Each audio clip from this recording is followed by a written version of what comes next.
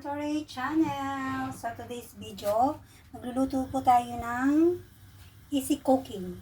So, ang ating easy cooking today is ginatang bilo-bilo with langka.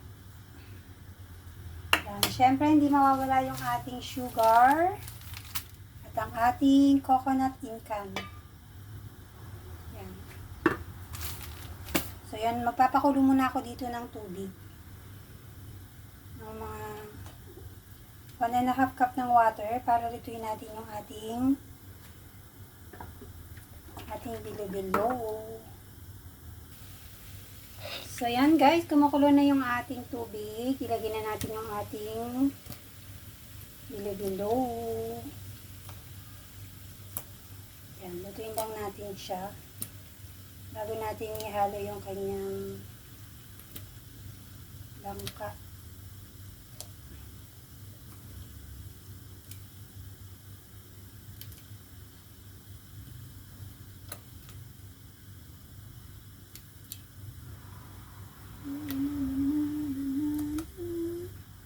So, yan. Mas maganda daw kung maliliit lang yung bilog-bilog. Kasi pag malaki siya, ang hirap niyang nguyain. Kaya natuto akong gumawa ng maliliit lang. Kasi pag naluto siya, nag-expand pa rin siya. Malaki pa rin siya.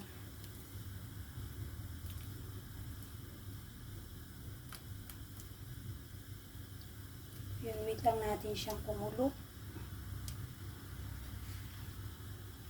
Bago natin ilagay yung ating sugar tsaka yung langka. So yan guys, kumukulo na yung ating bilo-bilo.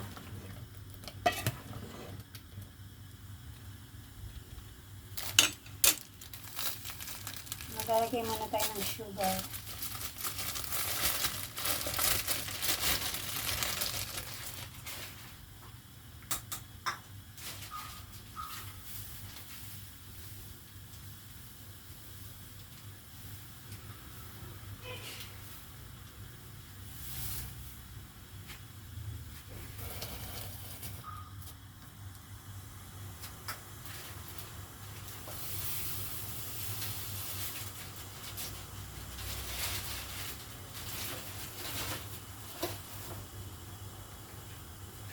So, yung nilagay kong sugar, 1.5 sugar lang siya. Para hindi masyadong matamis.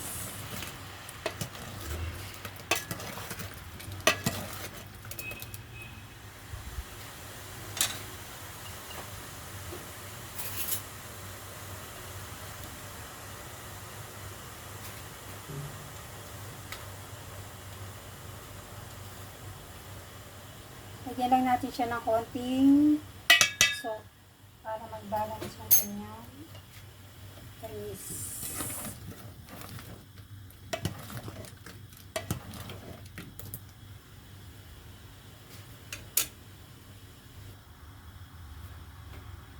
So yan guys, kumukulo na yung ating, o diba lumalaki siya, kaya mas okay na maliit lang yung pagbilog nyo. So yan, lagyan na natin yung ating langka.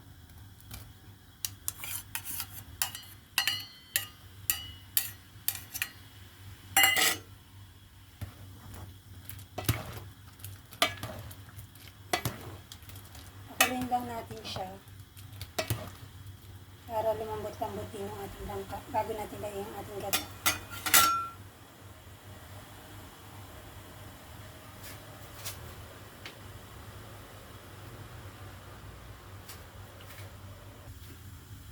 Hello guys! So yun.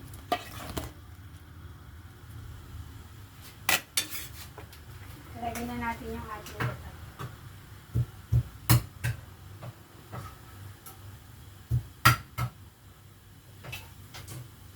Yan, meron akong 1 can coconut milk or 2 cups.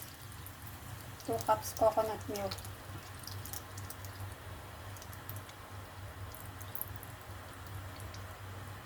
So yan, hayaan muna natin siyang kumulo.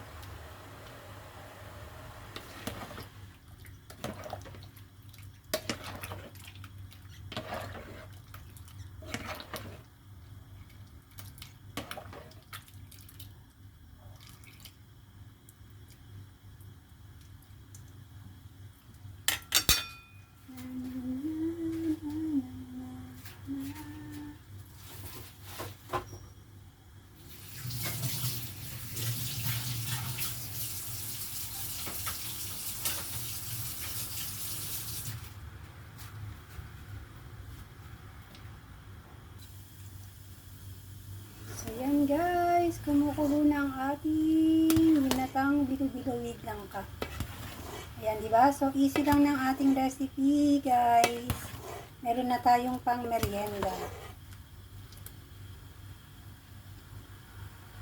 Ayan, di ba? Lumalaki yung ating bilo-bilo. Naluto na siya.